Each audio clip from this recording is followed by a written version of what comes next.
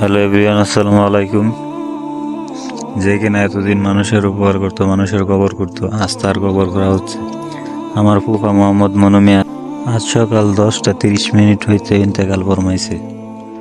সবাই ওনার আত্মার মুখ ফেরাতের জন্য দোয়া করবেন।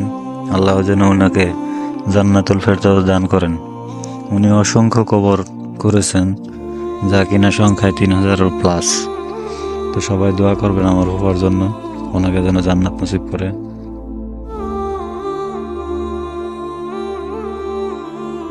আসলে মানুষ যে এত নিঃস্বার্থভাবে মানুষের উপকার করতে পারে তা ওনাকে না দেখলে বোঝা যাইতো না।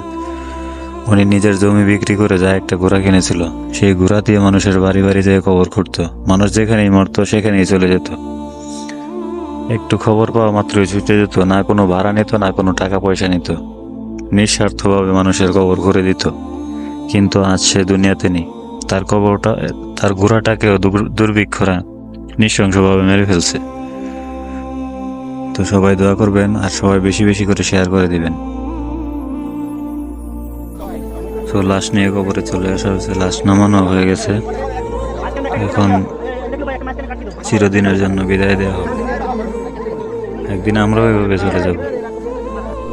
মানুষ এত অহংকার করে, জানি না কেন এত অহংকার করে। আমার ফুফাকে না দেখলে বুঝতামই না যে অহংকার ছাড়াও মানুষ থাকে। যে কিনা এত মানুষের উপকার করতো, তারপরও ভিতরে কোনো অহংকার ছিল না। হয়তো আমি নিজের লোক বলে এই কথা বলতেছি, বাকিটা আল্লাহ জানে।